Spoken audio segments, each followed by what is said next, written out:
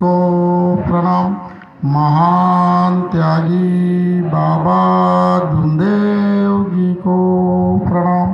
परमात्मा एक। इस संसार के परमेश्वर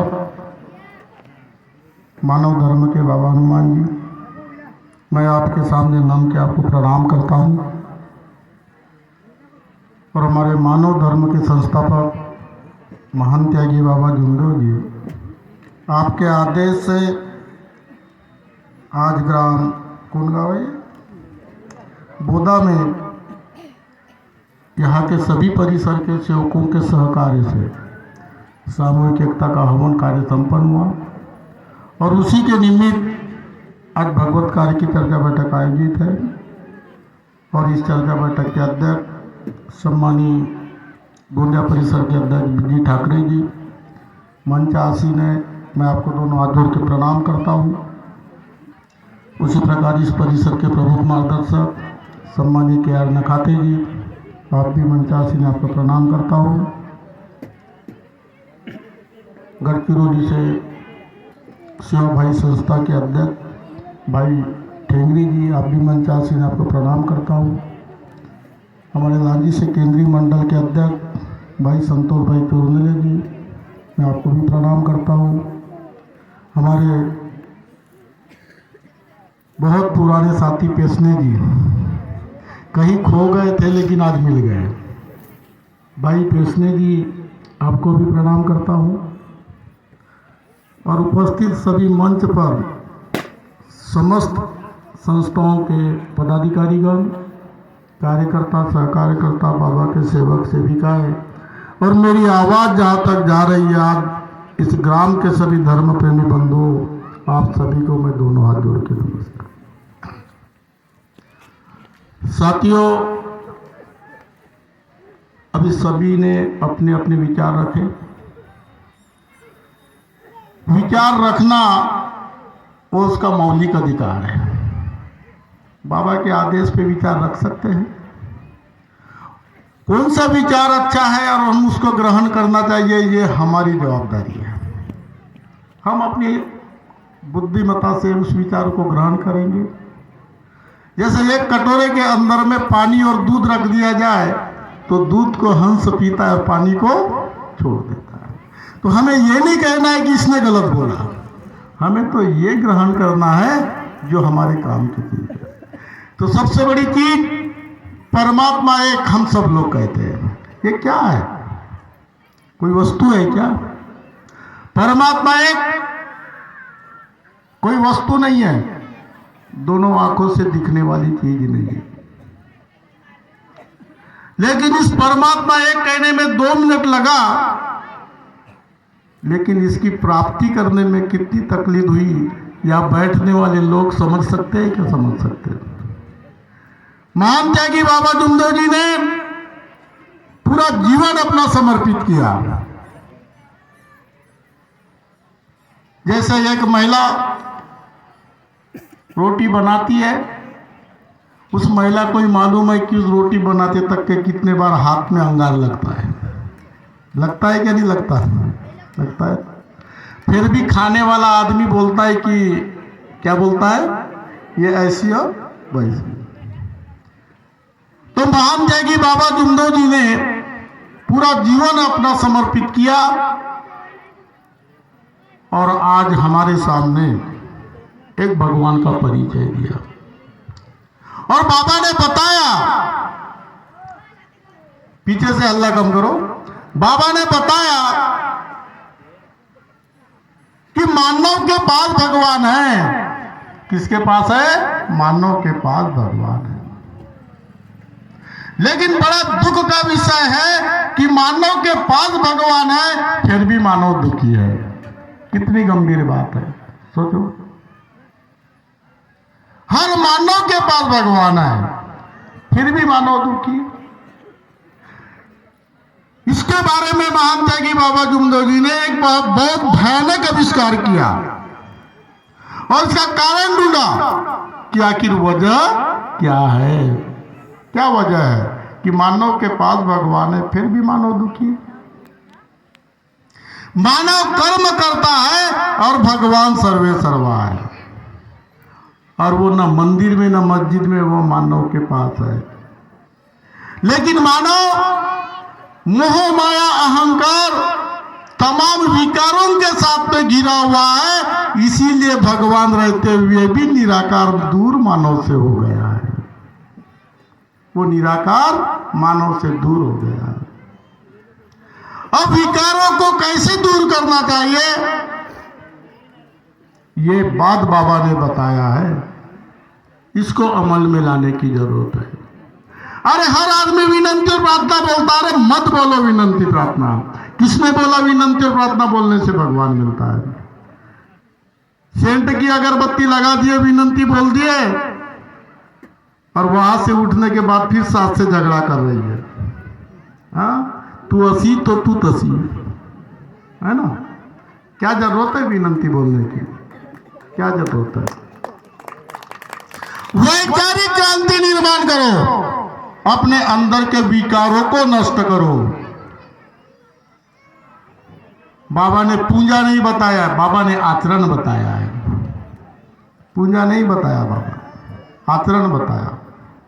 आचरण करो तो ये चीज आदमी को आचरण में लाना चाहिए।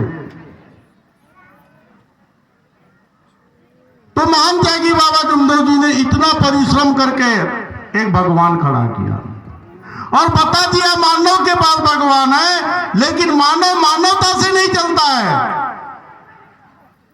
तमाम बुराइयों को आचरण में लाता है। शराब, चट्टा, जुआ, लाटरी, तमाम बुराइयां। तो वो भगवान को भोजन नहीं है, वो भोजन शैतान को मिलता है। इसीलिए शैतान मानव के पास है और भगवान मानव से दूर है।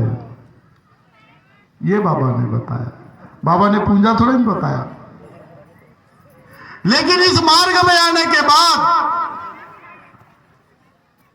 जब कार्यकर्ता के निवास में पहली बार जाते हैं तो यहां बैठने वाला हर आदमी वचन देता है। अनुभव के कार्य में किसने अगरबत्ती लगाया बताओ मुझे? वचन देता है। कार्यकर्ता उसको नियम बताता है और वो वचन देता है, वचनबद्ध हो जाता है। कार्यकर्ता आदेश करता है, न विनंती आती न प्रार्थना आती। महान त्यागी बाबा जुमदेव जी भगवान बाबा हनुमान जी को आदेश करता है, 1 मिनट में जब दूर हो जाता है उसका दुख, और जब बड़े हो जाते हैं, पक्के हो जाते हैं, तो पेशने जी जैसे पावर आ जाता है। समझ में आया क्या नहीं? क्या होता है? पावर आ जाता है। ऐसा पावर मत लाओ। आप तो नजदीक से थे, मैं तो दूर से था। नागपुर मंडल के लोग मुझे नागपुर मंडल में उपाध्यक्ष बनाने आए थे, लेकिन शर्त एक है, अपने कार्यकर्ता नखाते जी को छोड़ दो आप। मैंने ईमान दिया और भगवान लिया। मैं अपने ईमान के पास रहूंगा, भगवान मेरे पास रहेगा। तुम गेट आउट हो जाओ यहां से, अपने मंडल चले जाओ।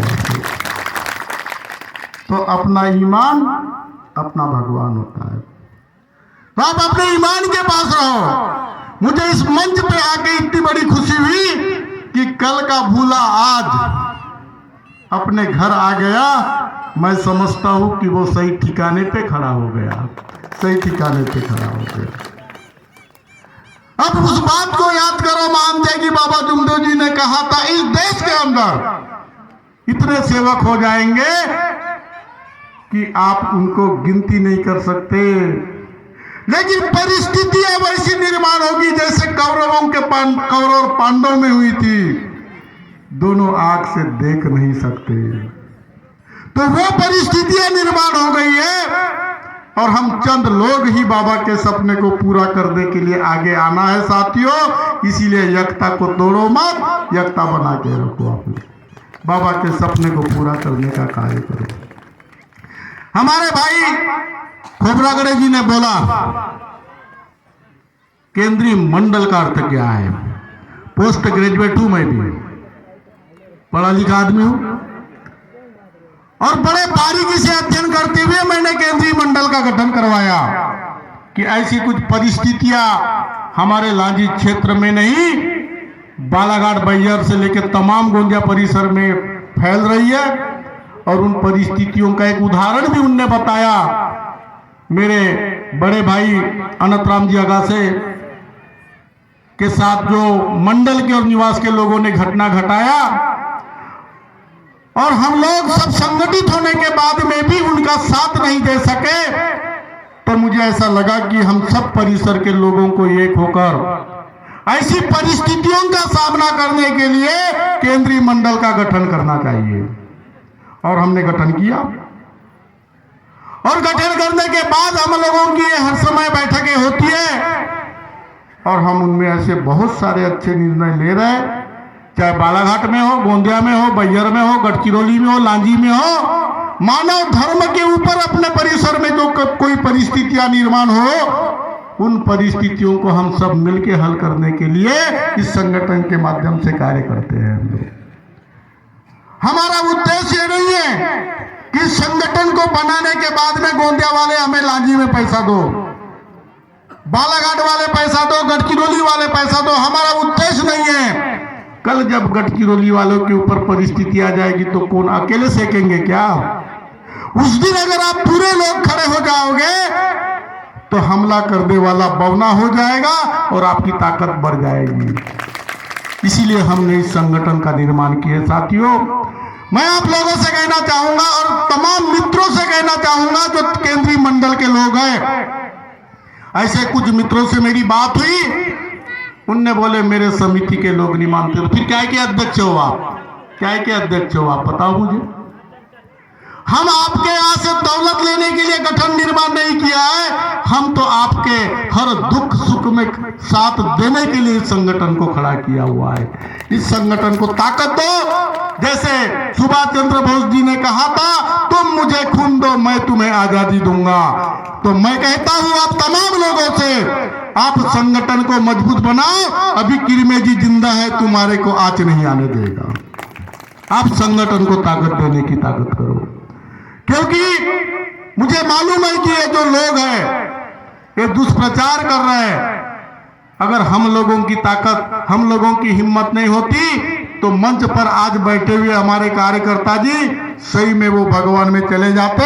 इतनी इन लोगों को कमजोर बनाने के लिए लोगों ने उनको प्रताड़ित किया। साथियों, कितना प्रताड़ित किया है। लेकिन मैंने पैसा नहीं दिया, लेकिन मैं उनको छाया बन के उनके साथ खड़ा रहा, जो आज मेरे सामने मेरे कार्यकर्ता जी बैठे हुए। तो ये सारी चीजें गरज है, हमको आवश्यकता है। आविष्कार करो, संगठन को मजबूत बनाओ। और जब तक कि आपका संगठन मजबूत नहीं होगा, मैं समझता हूं कि आप लोग कुछ नहीं कर सकते। अरे जरूरत है अगर इस क्षेत्र में तो बोलो लांजी मंडल को। अगर आर्थिक मदद चाहिए तो अभी किरमे जी मौजूद है, आपके क्षेत्र में आपको आर्थिक मदद देगा। किन्हीं बच्चों को पढ़ाना है, ऐसे कोई बच्चे हैं जिनको पढ़ाई में दिक्कत है, ऐसी कोई महिला है जो बेवा है और अपनी बेटियों की शादी नहीं कर सकती, तो दो लांजी मंडल का आवेदन, आपसे अपेक्षा नहीं होगी, लांजी मंडल उनकी मदद करेगा। ये मैं आप लोगों को आश्वासन देता हूं। मैंने हजारों बच्चियों की शादी कराया, कई बच्चों को मैंने पढ़ाई के लिए पैसा दिया। आज वो बच्चे पढ़ के आगे बढ़ने का कार्य कर रहे हैं। यही तो मानव धर्म है साथियों। ये कार्य हम लोगों को करना है। इसीलिए आपका संगठन मजबूत होना चाहिए, आपके संगठन में ताकत होना चाहिए। हमने कभी नहीं कहा कि हमारा नाम है, हमने यही कहा कि मानव धर्म के जहां लिखा हुआ है परम पूज्य परमात्मा एक सेवक सेजगांव परिसर अंतर्गत कार्यक्रम, तो इतना ही लिखना है कि सेजगांव अंतर्गत कार्यक्रम है केंद्रीय मंडल लांजी। अगर ये पैम्फलेट अगर नागपुर मंडल वालों के पास चला जाए और निवास वालों के पास चला जाए तो वो ये जरूर समझेंगे कि सेजगांव वालों की ताकत ज्यादा है, क्योंकि इनके पीछे केंद्रीय मंडल खड़ा है। ये बातें आप लोगों को करना पड़ेगा। अगर ये बातें आप लोगों ने कर लिया, ये बातों को आपने अमल में लाया, तो कोई ना कोई ताकत अपने साथ खड़ी होगी साथियों, तो हमलावर कमजोर हो जाएगा। तो ये सारी चीजों